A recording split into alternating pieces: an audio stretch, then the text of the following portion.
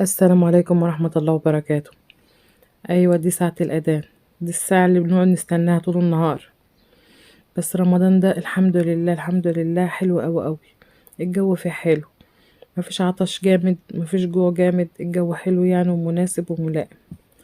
النهاردة كنا عاملين محشي ورق عنب وبط ورز وخضار برضو وعصير. كنا شاريين صوبيا، مش أنا اللي عاملاها عشان يعني المصداقية، وده عصير برتقال. وكنت عاملة كمان فراولة عشان هنا لازم كل يوم فراولة. ندى اللي قالت انا عايزه ورق عنب، هي اللي عملته لوحدها.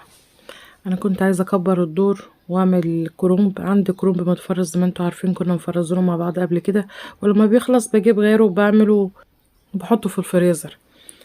انا دايما بحب الحاجه تبقى عندي متفرزه، زي البصل والثوم وحاجات كتير.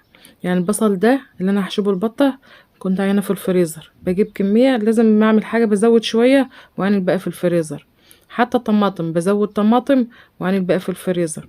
كنت برضو البصل دون كنت جايبه تقريبا اكتر من كيلو بصل، وعملته وعينته، كنت اخدت منه جزء عشان كنت يومها محتاجه شويه فزودته وعينت الباقي. فالمهم دلوقتي انا هحشبه البطه. احنا دايما ما نحسش بطعم البط الا وهو محشي بصل، البصل معاه ملح وبهارات. وانا برضو بعمل اضافات، بزود فلفل حراق وفلفل مش حراق، وكمان زودت طماطمية وجزرة. الطماطمية والجزرة دول عشان ما عنديش حاجة اقفل بها البطة، فحطيت الطماطمية والجزرة في البطة من الاخر خالص. يعني حطيت البصل الاول مع الفلفل الحراق والفلفل اللي مش حراق. انا الوقت بحط ملح وبهارات، هي البصلة فيها ملح وبهارات يعني، بس برضو بصلة المرتة دي لازم تزودي لها ملح وبهارات شوية عشان لو طلع منها شوية في الشوربة يبقى طعمها حلو، وبتخلي الشوربة طعمها حلو لو طلعت. بس والله اليوم ده ما طلعش منها حاجة من البطة. انا فكرت هيطلع منها عشان انا ما كنتش قافلاها. دي الكبدة حطيتها اول حاجة خالص عند الزور عشان ما يطلعش حاجة من عند الزور، وبتخلي طعم الكبدة حلو. الكبدة لما بتتحط جوه البطة مع البهارات والبصل بيبقى طعمها حلو، مفيش فيها اي زفرة خالص.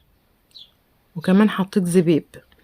جربت الزبيب في المرتة اللي هي البصل بالبهارات، بيبقى طعمها جميل قوي. اول حاجه حطيت الكبده، وبعدين المرتة اللي هي البصل بالبهارات اللي قلتلكوا عليها، وسبت الطماطمايه والجزره في الاخر هقفلهم بعد المرتة. جربي الطريقه دي وان شاء الله هتعجبك. بحط بمعلقه كده وادخل كل الحشو، هتجربيها هتعجبك وهتزودي منها كل مره. احنا بنحبها قوي، بنحطها على الرز مع الخضار بتبقى طعمها جميل. بقى فنان دلوقتي البط، حطيت الطماطمايه دي بتدي طعم حلو قوي للمرتة، وبعدين الجزر. وهي كده اتقفلت بالحشوة دي. اخر حاجة الطماطمايه والجزرة ما تنسيش. واحطها دلوقتي بقى في الحلة شوية زيت صغيرين وحبهان ومستكة. بس اول حاجة المستكة مع بطة كده، وحطيت فوقها مستكة. المستكة تحطها في شوية الزيت اللي انت حطيتيهم قبل البطة، تحاولي تخليهم في الزيت عشان يبوشوا مع الزيت وبيدوا طعم كده وريحة حلوين. هي لسه هحطها دلوقتي، وبعدين اقلب البطة من الناحية دي شوية والناحية دي شوية، تاخد لون من الناحية دي ومن الناحية دي. ولما اخدت وقتها في السوا حمرتها في الشواية وكانت بالشكل الجميل ده. وده ورق العنب. وكنت عاملة برضو رز وخضار.